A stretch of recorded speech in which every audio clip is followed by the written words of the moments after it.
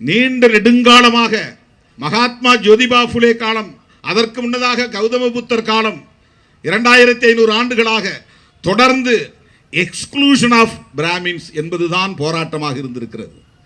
பிராமணர்களை அல்லது அந்த ஆதிக்க சக்திகளை அந்நியப்படுத்துவது, அவர்களை தனிமைப்படுத்தி மற்றவர்களை பிரிப்பது, அவர்களை ஒருங்கிணைப்பது என்பதுதான் போராட்டமாக இருந்திருக்கிறது. அதுதான் அடிப்படை கருத்தியலாக இருந்திருக்கிறது. அதைத்தான் காஞ்சிராம் பகுஜன் யூனிட்டி என்று சொன்னார்.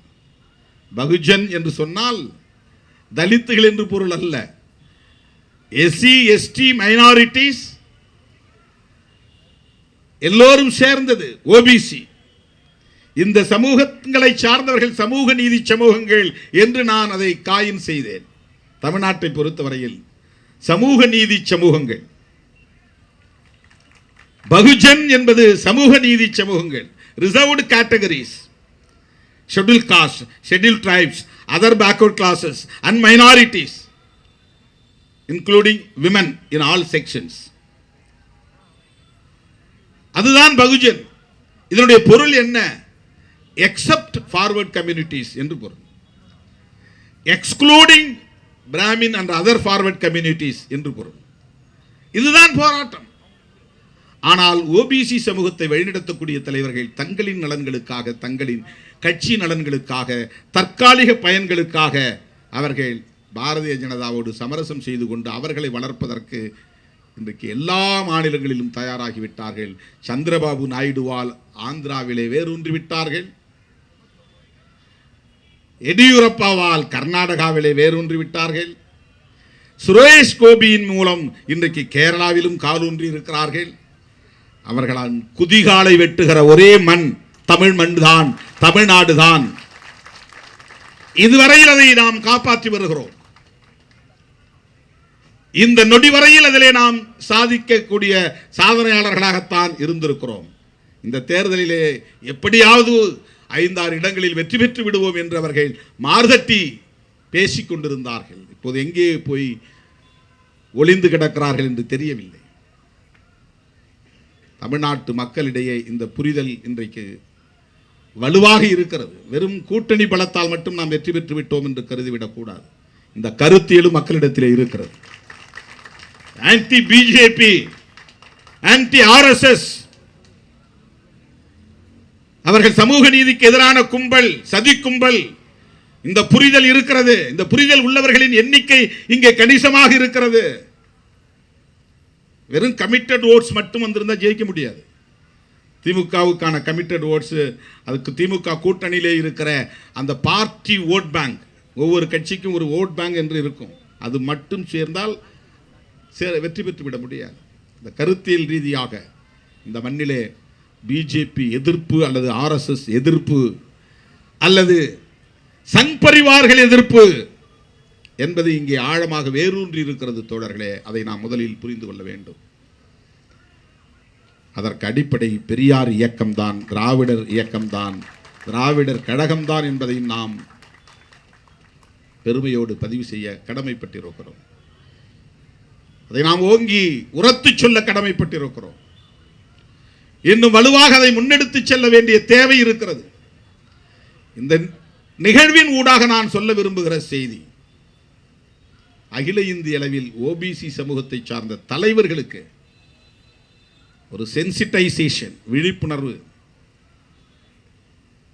புரோகிராம்ஸ், நிகழ்வுகள் தேவைப்படுகின்றன. அவர்களை ஒருங்கிணைக்க வேண்டிய தேவை இருக்கிறது. இன்னைக்கு நிதிஷ்குமார் அதிர்ச்சியாக இருக்கிறது. அவர்களெல்லாம் முற்போக்கான சிந்தனையாளர்களின் பாரம்பரியத்தில் இருந்து வந்தவர்கள். அன்றைக்கு விசா காலத்திலே அதை கடுமையாக எதிர்த்த போராளிகளின் வழிவந்தவர்கள். 1976-77 விசா வந்தபோது அந்த ஆதிக்கத்தை எதிர்ப்பதற்கு அகில இந்திய அளவிலே மக்கள் ஒருங்கிணைந்தார்கள். லோகியா போன்ற தலைவர்களின் வாரிசுகளாக ஒருங்கிணைந்தார்கள். அவர்களெல்லாம் அன்றைக்கு ஒருங்கிணைந்து அந்த ஆதிக்கத்தை எதிர்த்தார்கள். ஜனநாயகத்திற்கு ஆபத்து வந்து விட்டது. அப்போது ஜனதா என்ற ஒரு அமைப்பு உருவானது. திமுக, திக போன்ற அமைப்புகள் இன்றைக்கு அதிலே மிக பெரும் சக்திகளாக இருந்தார்கள். இந்த நாட்டை காக்க வேண்டும் அகில இந்திய அளவில் என்கிற போது தமிழ்நாடு எவ்வளவு பெரிய பங்களிப்பை செய்தது என்பதற்கு 76-77 காலகட்டம் முக்கியமானது. அது ஒரு பெரிய தாக்கத்தை இந்திய அரசியலில் ஏற்படுத்தியது.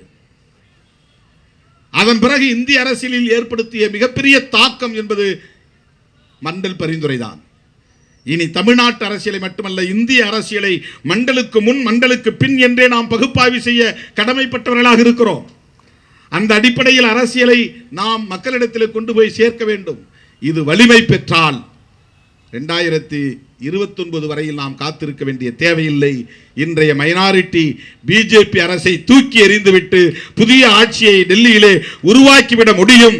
இந்தியா கூட்டணி அதுவரையில் வெற்றிகரமாக இணைந்து பயணிக்க வேண்டும். அதுதான் முக்கியமானது. நான் இப்போ அண்மையில் நடந்த கூட்டத்திலே சொன்னேன், அந்த அணியிலே யார் விலகுவார்கள், யாரை நாம் நம் பக்கம் இழுக்கலாம் என்று முயற்சி செய்வதை விட நம்முடைய அணியை பாதுகாப்பாக வைத்துக் கொள்வது முக்கியமானது. இந்த அணியை உடைக்க மோடி, அமித்ஷா போன்றவர்கள் எதையும் செய்வார்கள். ஏன்னா அவங்க வந்து வெல் ட்ரெயின்டு. இந்த ஆர்எஸ்எஸ் சங் பரிவார் அமைப்பில் இருக்கிறவங்க வந்து நீங்கள் சாதாரணமாக எடை போட முடியாது. எந்த பிரதிபலனும் எதிர்பார்க்காமல், எந்த பயனும் எதிர்பார்க்காமல் அவர்களின் கொள்கைக்காக, நோக்கத்திற்காக பாடாற்றக்கூடியவர்கள். எல்லா எத்திக்ஸ், எல்லா விதமான இந்த எத்திக்ஸ் என்று சொல்லக்கூடிய நியாய தர்மங்களுக்கு கடந்து செயல்படக்கூடியவர்கள். அதெல்லாம் பொருட்படுத்த மாட்டாங்க. அவங்க நோக்கம்தான் முக்கியம், அவங்க கொள்கை தான் முக்கியம்.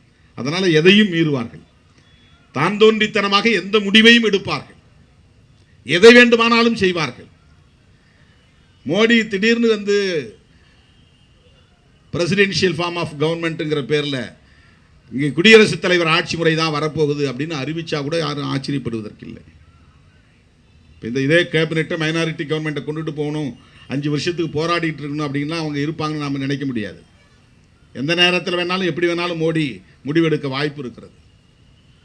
நாம் மிகுந்த கவனத்தோடு இருக்க வேண்டும். எனவே நீட்டை ஒழிப்பதாக இருந்தாலும் சமூக நீதியை காப்பாற்றுகிற இந்த அறப்போராட்டத்தில் நாம் சங் பரிவார்களை புரிந்து கொள்வதும் சங் பரிவார்களுக்கு எதிரான செயல் திட்டங்களை வரையறுப்பதும் தான் நம் முன்னால் இருக்கிற மிக முக்கியமான சவால் என்பதை சொல்லி இந்த வாய்ப்புக்கு நன்றி கூறி முடிக்கிறேன். நன்றி, வணக்கம்.